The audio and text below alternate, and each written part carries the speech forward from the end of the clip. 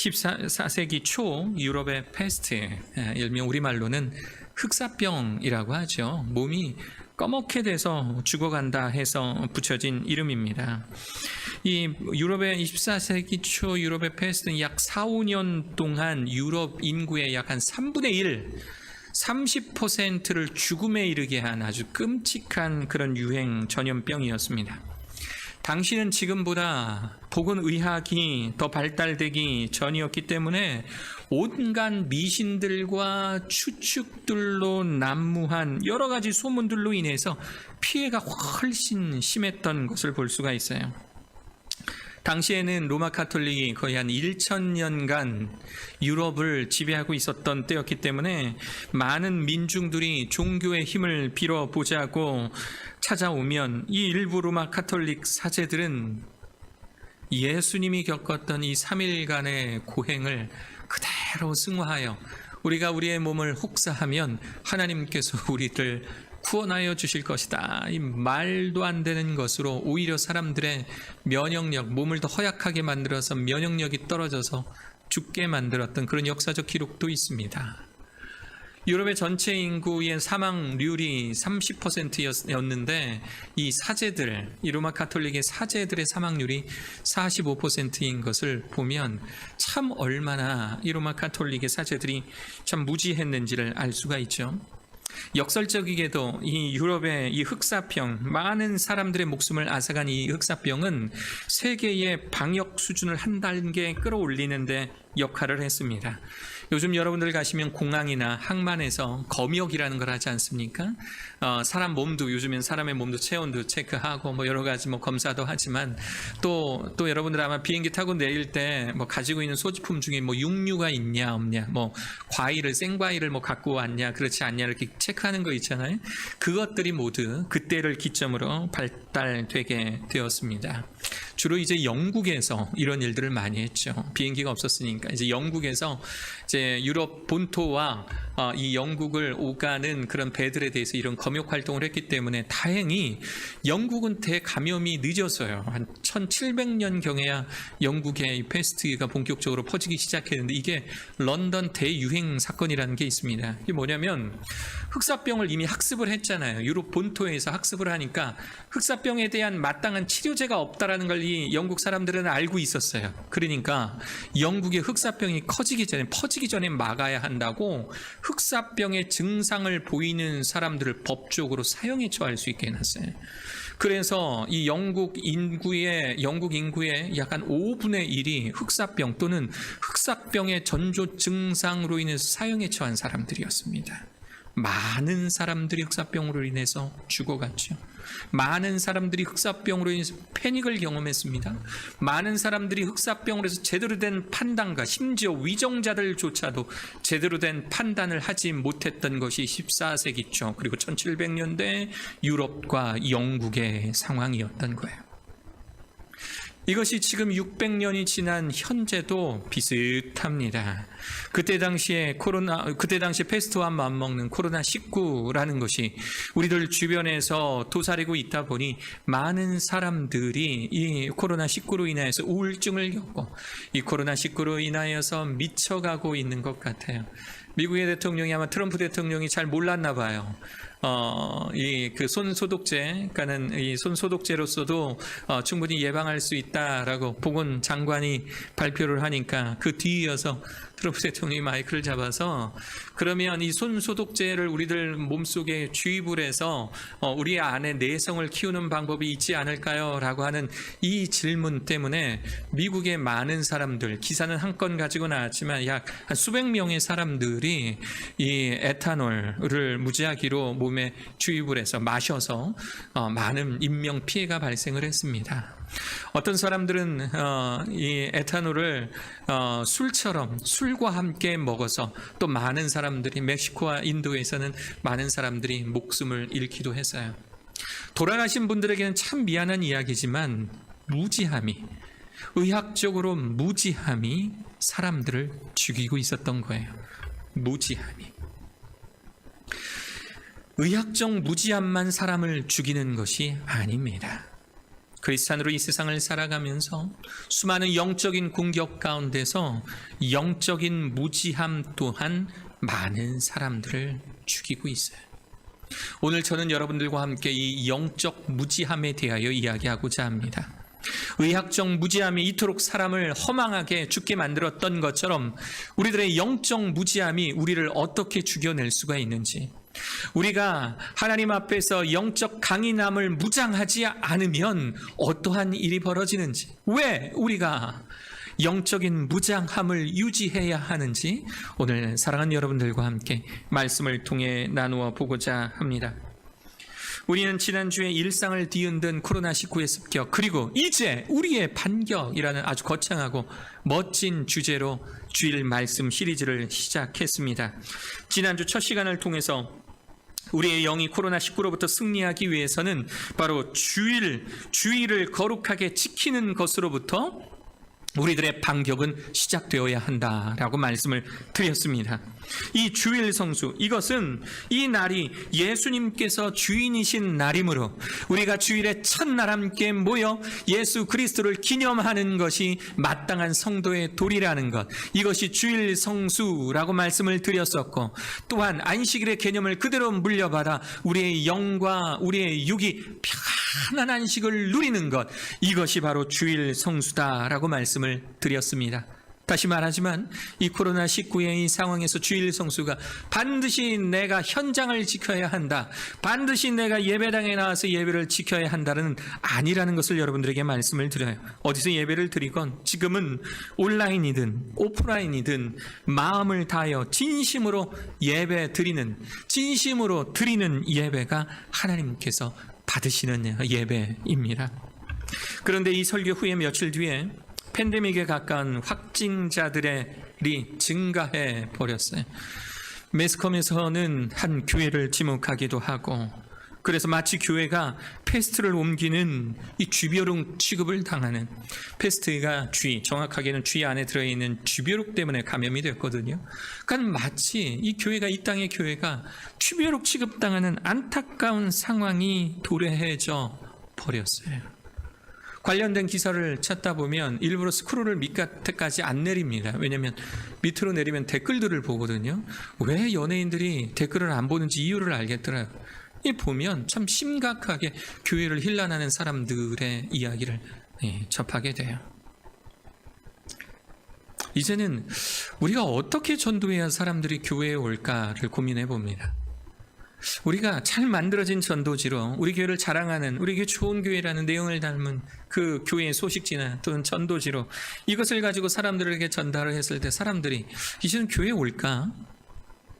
교회에 상처를 받아서 나갔거나 아니면 코로나 때 잠시 교회를 쉬기 위해 나갔던 사람들, 잠시 교회를 여러 가지 이유로 쉬는 사람들이 이제는 교회에 다시 나오기 위해서는 얼마나 많은 용기를 가지고 나와야 될까?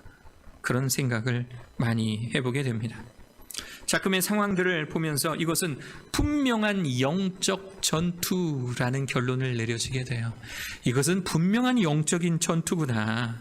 하나님 앞에서 어떻게든 다시 서보려고 하는 사람들, 이 교회를 잘 가꾸어서 우리 다음 세대뿐만 아니라 잠시 교회를 떠났다가 돌아온 사람들에게도 우리 지금까지 이렇게 잘하고 있었어요. 우리 교회 지금까지 이렇게 건강하게 잘하고 있었어요. 잘 오셨습니다. 반겨주는 것이 우리들의 기대 여건만, 이 코로나19는 우리들에게 다가와서 봐봐, 니네 기도해도 안 되지, 응? 내가 너희 코앞까지 다가가니까 너희들 미치겠지 라고 그렇게 우리들을 힐난하는 것과 같은 그런 비아냥 그림이 느껴져요. 그래서 더욱더 속상해요. 그래서 더욱더 주먹을 불끈 쥐게 돼요. 하나님을 모르는 사람들은 둥탄에 빠질 수도 있습니다. 하나님 못 믿는 사람, 안 믿는 사람들은요 패닉에 빠질 수도 있어요. 그런데 우리 성도들은요 두 주먹 불끈 쥐어야 됩니다. 우리 성도들은요 두 주먹 불끈 쥐고 오히려 세상에 쓰러져 있는 사람들을 함께 일으켜 세우는 사람들이 우리 크리스찬들이 되어야 합니다.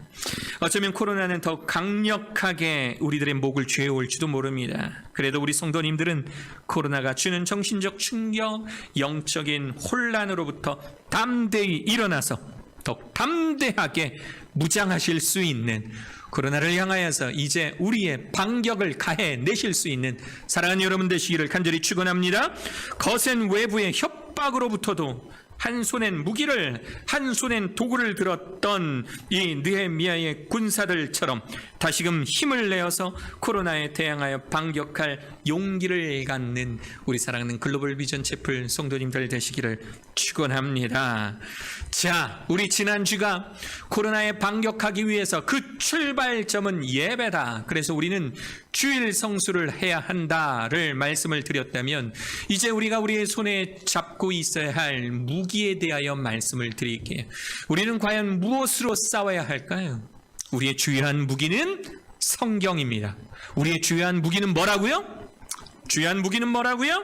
성경이라고 하는 거예요. 오늘의 본문 말씀은 이 하나님의 말씀, 이 성경이 얼마나 가치 있는 무기인지, 우리가 영적 세계, 영적 전투에 있어서 이 하나님의 말씀, 이 성경이 어떻게 활용되었는지를 오늘의 성경 말씀은 우리들에게 이야기해 주고 있습니다. 말씀을 한번 곧바로 들어가 볼게요. 마태복음 4장 1절이 이렇게 시작하죠. 그때에. 여기서 말하는 그때가 어딘지 아는 가장 쉬운 방법. 지금 우리 4장 1절 보고 있잖아요. 3장을 보면 돼요. 3장, 바로 그 4장 1절 바로 전에 3장 후반절에 어떤 이야기 나오는지 아십니까? 예수님께서 침례요한에게 침례받으시는, 침례요한에게 요단강가에서 침례받으시는 부분이 3장 후반절에 나와요. 그러니까 저기서 말하는 그때라는 것은 예수님께서 침례받으시는 그때, 예수님께서 침례받으시고 하늘에서 음성이 들리며 비둘기가, 성령의 비둘기가 날아다니며 내 사랑하는 아들이다 하나님께서 선포하시는 바로 그때, 영적으로 가장 충만하고 가장 영광스러운 바로 그때 예수님께서는 광야로 시험받으러 가셨어요. 우리들을 향한 영적인 공격도 이와 유사합니다. 영적으로 가장 충만할 때, 이제 내가 예수님 좀 제대로 믿어보려고 할 때 갑자기 닥쳐온 시험에 우리 많은 사람들이 당황해 합니다. 물론 우리가 약해 있을 때도 시험은 와요. 그런데 우리가 원래 약해 있을 때는 작은 시험도 아주 큰 돌뿌리처럼 느껴질 때가 있어요. 그런데 황당한 것은 우리가 하나님 잘 믿고 있는데, 또는 내가 이제 예수님 좀 믿어봐야지 하고 결심하면서 교회에 나오는데 갑자기 닥쳐온 이 영적인 공격 앞에 사람들은, 우리 크리스찬들이 허둥지둥 될 때가 있다라고 하는 겁니다. 하나님, 우리 새벽 때마다 모여서 기도했는데요. 하나님, 우리 새벽마다 모여서 우리 코로나19의 종식을 위해서 기도했는데요. 그런데 갑자기 오히려 교회를 중심으로 이 퍼졌다는 이런 소문들이 퍼지는 것은 도대체 이게 뭔 일입니까? 도대체 이게 뭔 일입니까? 라고 말할 때가 있을 거예요. 사탄은 바로 이걸 노립니다. 사탄은요, 우리의 신앙 안에서, 우리가 신앙 가운데서 방황하기를 기대해요. 굳게 잡은 신념들을 놓아버리기를 바라는 것입니다. 이것이 악한 사탄 마귀의 계략입니다. 그런데 우리가 잊지 말아야 될 중요한 것 한 가지, 우리의 시험에는요 성령님께서 함께 계신다라는 겁니다. 그때에 예수께서 성령에게 이끌리는 성령님께서 우리의 시험 가운데에 함께 계시다라는 것, 보혜사 성령 하나님께서 우리를 지키시니 우리에게 시험이 오나 우리는 겁없네. 우리는 시험이 오나 겁없네. 왜? 성령님께서 함께 하시니 우리는 담대해질 수가 있는 것입니다. 예수님께서 시험산에서 시험 받으신 것은 총 3가지 것들입니다. 첫 번째는요, 잘 보세요. 아마 여러분들도 아시는 내용일 거예요. 예수님께서 이 시험산에서 시험 받으신 것, 첫 번째는 40일을 밤낮으로 금식하신 후에 이 마귀놈이 네가 하나님의 아들이면 돌덩이 변해서 떡덩이 되게 한번 해봐라 라고 이야기하고 있는 거예요.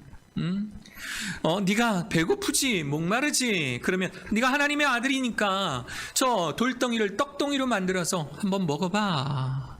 제가 예전에 한 4일을 금식해 본 적이 있어요. 돌덩이가 떡덩이가 되게 하라가 아니에요. 돌덩이가 떡덩이로 보여요. 돌덩이가 떡덩이로 보여요. 나뭇잎을 따서 먹으면 소화를 시킬 것 같은 그런 느낌적인 느낌이 들 정도로 이 금식하는 사람들은 느낄 겁니다. 청년 때는 실제로 그랬어요. 제가 이 3일, 4일 금식을 한 서너 번 했던 청년 때는 정말 금식 끝나자마자 내려가서 떡 사 먹었어요. 그래도 아무렇지도 않았어요. 그런데 조금 이제 나이가 한 30대 들어서 할 때는 그 이제 금식 기도를 주관하시는 분이 그러다간 죽을 수도 있다고, 절대 그렇게 하지 말라고 보호식을 이렇게 해주시더라고요. 보호식은 미음부터 시작해서, 이렇게 아시죠 여러분? 금식하시는 분들에게 나오는 그거. 처음에 미음을 주는데 미음을 한 10그릇도 먹을 수 있게 있는 거예요. 식욕이라는 거. 두 번째 날에는 이제 한 3일을 보양식을 먹어요. 두 번째 날에는 동치미와 죽을 주는데 이거 항아리째 들고 동치미 마셔도 되겠더라고요. 그만큼 사람의 식욕이라는 것은 이성을 잃게 만드는 거예요. 이것이 첫 번째 육적인 시험이었습니다. 두 번째 시험은요, 명예욕을 자극하는 정신적인 시험이었습니다. 높은 산 꼭대기에 올라가서 너 여기서 뛰어내려라. 여기서 뛰어내리면 너 천사들, 너 하나님의 아들이라며. 그러면 천사들이, 너 수족 드는 천사들이 나타나서 너를 이렇게 받쳐들고 그리고 너를 이렇게 보호할 거 아니냐. 이게 마귀가 예수님께 주는 두 번째 시험이었어요. 세 번째 시험은 뭡니까? 세 번째 시험은 영적인 약점을 자극하는 종교적인 시험이었습니다. 높은 산으로 데려가서 이 모든 이 만국과 그 영광을 보여주면서 네가 만일 나에게 절하면, 네가 만일 나에게 절하면 그러면 내가 이 모든 것을 내게 주리라. 이것이 마귀 사탄의 계략, 시험이었던 것입니다. 그런데 예수님, 이러한 마귀의 시험 앞에서 예수님께서 사용하신 무기는요, 예수님이 입을 열어 마귀에게 상대하신 바로 그것은요, 무력이 아니었습니다. 무력이 아니에요. 너 마귀 일로 와봐. 머리채 잡고 막 때려준 거 아니에요.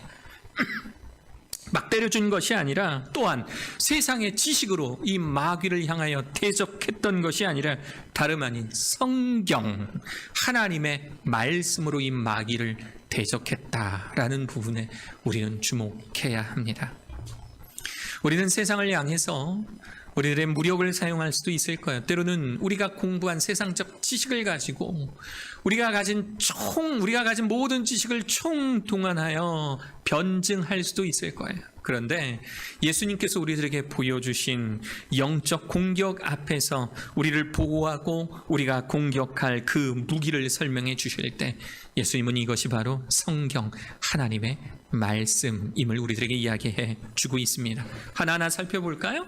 먼저 첫 번째, 육적인 시험 앞에 예수님 이렇게 말씀하셨어요. 여러분 어떤 시험인지 기억나시죠? 40일 굶주린 예수님께 저 돌덩이가 변하여 떡덩이가 되게 하라. 저 돌덩이 변해서 떡덩이 되게 하라 라고 말하는 저 사탄 마귀를 향하여 예수님 뭐라고 말씀하셨냐면, 기록되었을 때 사람이 떡으로만 살 것이 아니요 하나님의 입으로부터 나오는 모든 말씀으로 살 것이라. 사람이 떡으로만 살 것이 아니요 하나님의 말씀으로 살 것이다 라고 하는 이 말은 신명기 8장 3절에 기록되어 있는 말씀이에요. 모세 오경 속에 기록되어 있는 하나님의 말씀을 인용하여 마귀를 대적한 것입니다. 사람이 떡으로만 사는 것이 아니요 여호와의 입으로 나오는 모든 말씀으로 사는 줄 네가 알게 하려 하심이라라는 이 신명기에 바로 이 말씀, 예수님은 마귀를 향하여 바로 이 말씀을 전해주셨던 거예요.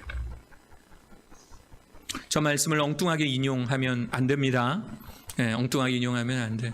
아내가 밥 먹자라고, 집에서 밥 차려 먹자라고 하는데 예를 들어 사람이 밥으로만 살 것이 아니요 가끔씩 외식과 치킨과 피자로 살 것이다, 이런 거 아닙니다. 이렇게 인용하지 마세요. 일부 예배 때도 별로 안 웃었는데 다시는 이 예화는 쓰지 말아야겠어요. 예수님은 바로 이 신명기 8장 3절의 말씀을 가지고 하나님의 말씀을 붙들고 마귀를 대적했던 거예요. 나 떡 싫어, 이게 아닙니다. 나 떡 싫어, 나 조금 이따 먹을 거야, 이거 아닙니다. 하나님의 말씀으로 마귀를 대적했던 예수님의 모습을 본받아야 합니다. 두 번째 시험, 정신적인 시험은 어떻게 이겨냈습니까? 이 마귀도 이 배운 마귀예요. 이 배운 마귀예요. 예수님께서 말씀을 가지고 공격해 오니까 이 마귀도 말씀을 가지고 다시 공격합니다. 마귀가 이런 말을 합니다. 이르되 네가 만일 하나님의 아들이거든 뛰어내려라. 기록되었을 때 하나님 말씀 인용하는 겁니다. 그가 너를 위하여 그의 사자들을 명하시리니 그들이 손으로 너를 받들어 발이 돌에 부딪히지 않게 하리로다 하였느니라. 그럴듯하죠. 성경이 기록되어 있잖아. 성경이 기록된 너가 하나님의 아들이니까 여기서 뛰어내리면 성경에도 하나님께서 그의 사자들 천사들을 보내주셔서 네 발이 돌에 부딪히지 않게 하나님께서 보호해 주신대잖아. 이게 사탄 마귀가 예수님께 인용한 하나님의 말씀이에요. 시편의 말씀을 인용한 겁니다. 우리도 세상 가운데 살면서 성경 말씀을 제대로 공부하지 않으면 이러한 공격에 쉽게 빠져 넘어가 버립니다. 대표적인 것이 신천지 아닙니까? 신천지의 말씀은 답을 정해놓고 답은 정해져 있어요. 답은 정해져 있고 모든 성경의 말씀을 자신들이 정해놓은 그러니까는 이만희가 보혜사다라고 하는 그것을 향해 초점 맞춰서 이끌어가지 않습니까? 그 말씀 속에 담겨있는 중요한 뜻, 심지어는 문장들을 통째로 걷어내고 자신들에게 이로운 말씀, 자신들에게 딱 알맞은 것으로 결국은 이만희에게 끌고 가지 않습니까? 마귀도 마찬가지예요. 마귀가 인용했던 시편의 말씀은 바로 이겁니다. 91편 11절 12절 그가 너를 위하여 그의 천사들을 명령하사 네 모든 길에서 너를 지키게 하심이라. 그들이 그들의 손으로 너를 붙들어 발이 돌에 부딪히지 아니하게 하리로다. 거의 비슷하죠. 그런데 교묘하게 한 줄을 빼버렸어요. 마귀는 한 줄을 빼버렸어요. 저 빨간색으로 표시한 저 줄. 네 모든 길에서 너를 지키게 하심이라. 여기서 말하는 네 길, 예수님의 내 길이 뭡니까? 예수님의 내 길은요, 하나님께서 주신 사명인 거예요. 공생애를 시작하기 전에 찾아온 이 40일간의 시험 가운데서 이것을 잘 이겨내고 그리고 공생애 가운데로 들어가야 하는데 이것이 하나님께서 예수님에게 주신 그 길입니다. 여기서 말하는 그 길이라는 것은 받은 사명을 이야기를 하는 거예요. 그런데 나의 사명, 하나님께서 내게 주신 사명과 상관없이 내가 여기서 떨어지면 천사들이 나타나서 나를 쑥드는 어떤 이런 영광스러운 모습으로 나의 영광을 위해 내가 이 일을 해? 이것은 하나님 앞에 올바른 모습이 아니다라는 거예요. 나의 어떤 멋들어진 모습, 나의 어떤 영광을 위하여서 내가 하나님을 시험해? 이것은 예수님께서는 도무지 원하시지 않은 일이었다라는 겁니다. 이 말씀까지도 알고 계셨던 예수님은 이렇게 말씀하세요. 신명기 6장 16절을 통해서 예수께서 이르시되 또 기록되었을 때 주 너의 하나님을 시험하지 말라 하였느니라 하시니, 내가 여기서 떨어지면 하나님이 천사 보내줄까 안 보내줄까? 시험하지 말라. 그것이 하나님의 영광이면 모를까? 그것이 개인의 영광이라면, 자신의 영광이라면, 하나님의 뜻과 어울리지 않는 영광이라면 하나님을 시험하지 말라. 이것이 신명기 6장 16절에 나와 있었다라는 겁니다. 마귀를 대적할 때 말씀으로 공격해내고 있는 거예요. 세 번째 시험은 뭡니까? 종교적 시험이었어요. 너 나에게 절하면, 그러면 여기에 있는 이 모든 것들 내가 너에게 주겠다. 예수님이 역시 이 마귀에게 대적하기를 신명기 6장 13절의 말씀을 인용하여 말씀하십니다. 예수께서 말씀하시되 사탄아 물러가라. 기록되었을 때 주 너의 하나님께 경배하고 다만 그를 섬기라 하였느니라. 하나는 하나님만 섬기지 내가 너에게 절하면 이 천지를 다 준다고? 설사 네가 이 천지를 나에게 다 준다 해도 나는 너에게 절하지 않을 것이다. 왜냐면 나는 하나님만 섬겨야 하기 때문에, 이 세상의 모든 만물은 하나님만 섬겨야 하기 때문에 내가 너를 섬기지는 않을 것이다. 물러가라 라고 말을 해. 하나님의 말씀, 이 성경으로 반격해오는 이 예수님의 이 공격에 마귀는 견딜 수 없었나 봅니다.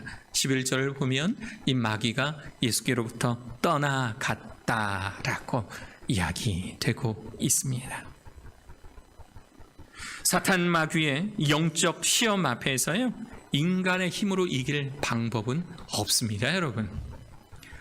여러분들의 힘으로 이길 방법 없어요. 사탄의 영적 공격 앞에서 여러분들 스스로 지킬 수 있는 여러분들의 능력은 없어요. 우리가 영적인 공격 앞에서 우리가 이겨낼 수 있는 유일한 방법은 하나님의 말씀인 줄로 믿습니다. 할렐루야. 단순한 의학 지식이 없어서 알코올과 에탄올, 메탄올도 구별하지 못하여서 손소독제를 먹는 이 무지함으로 인해서 죽는 것처럼 우리도 하나님의 말씀을 배우지 못하고 깨닫지 못하고 인용하지 못하고 묵상하지 못하고 내 것으로 만들지 못해서 사탄의 영적 공격 앞에 혹시 쉽게 무너지고 쓰러지고 있지는 않으십니까?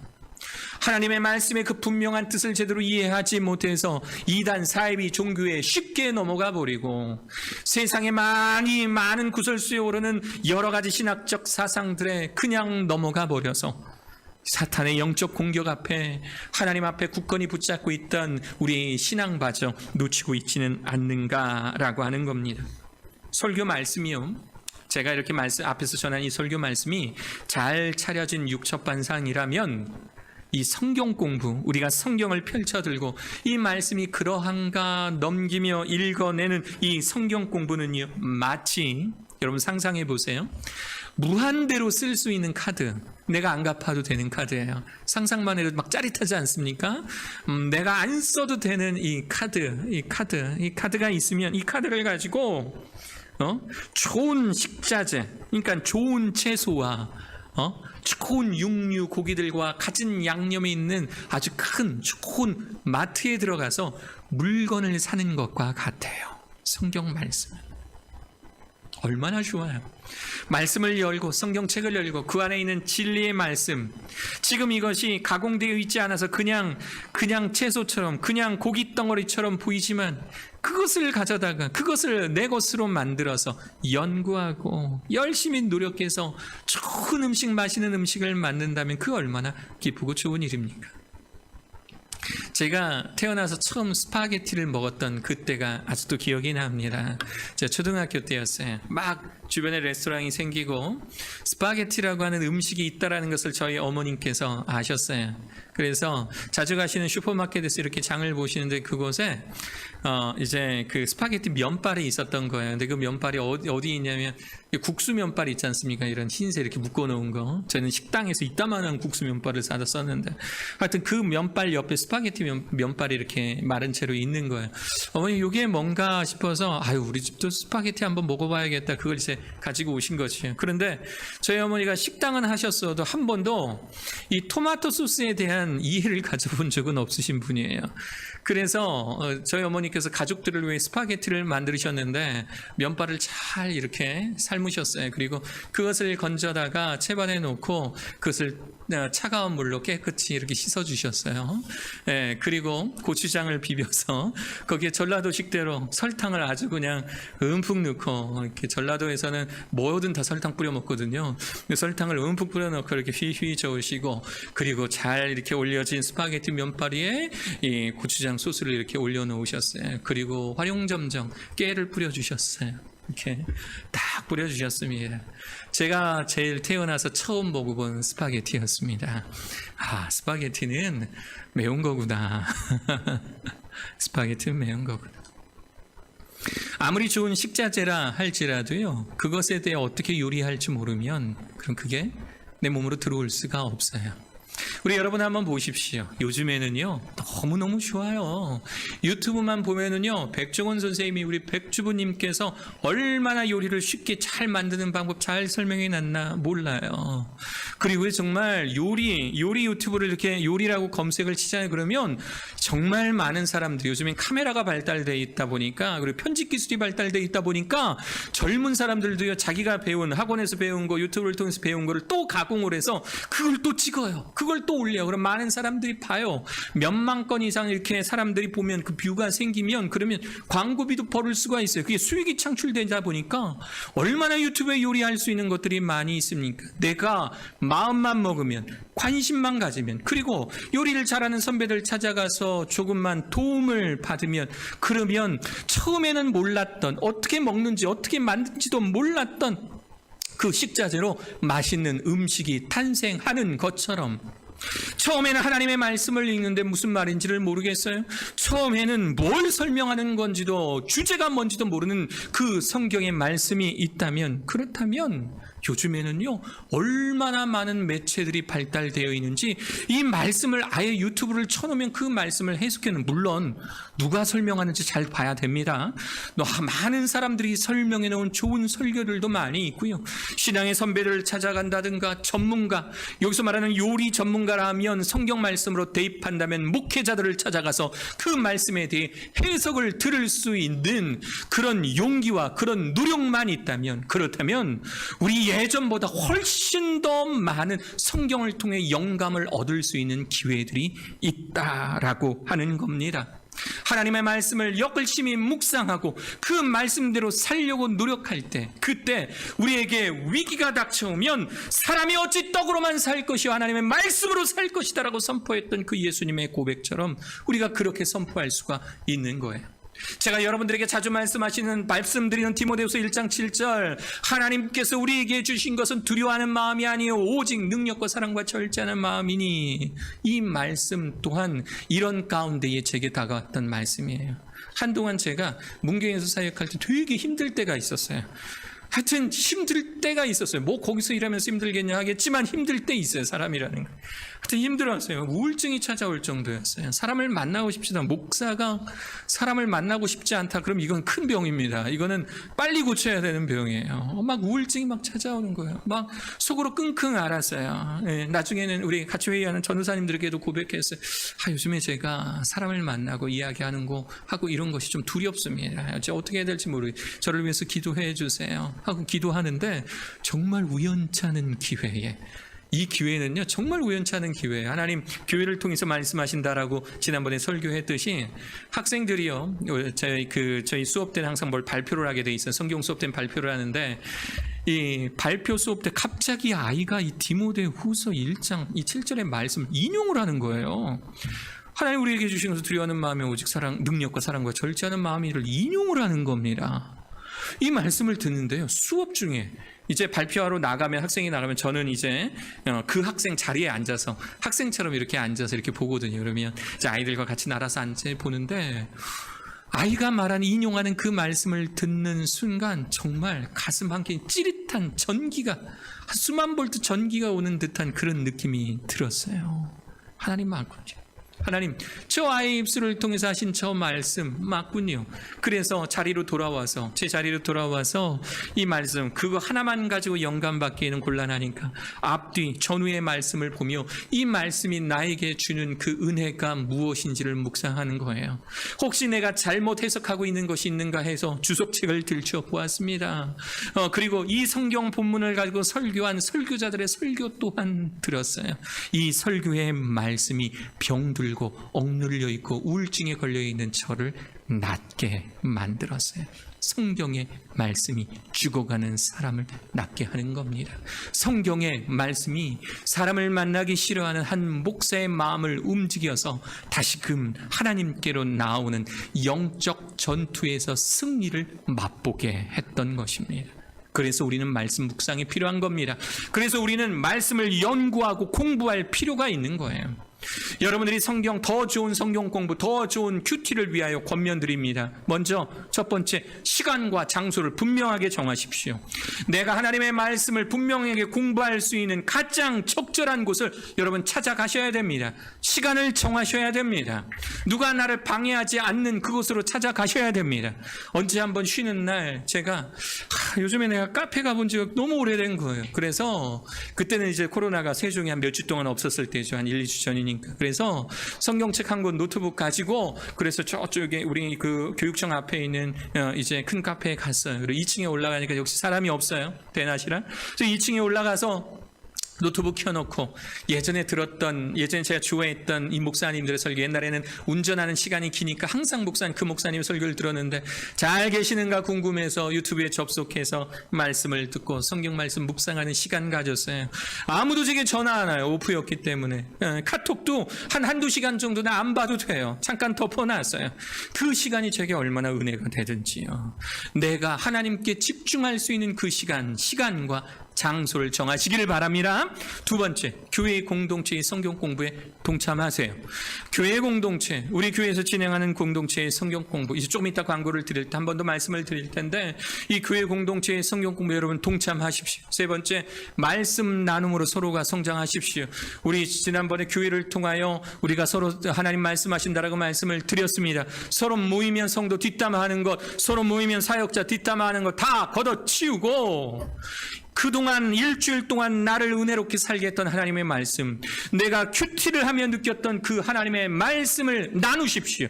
그러므로 여러분들의 신앙을 성장시키십시오.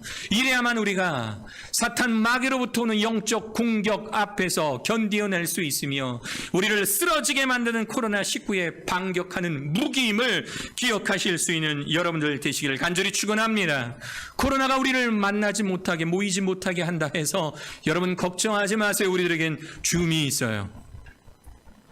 너무 좋아요. 줌 한번 해봤는데 너무너무 좋아요.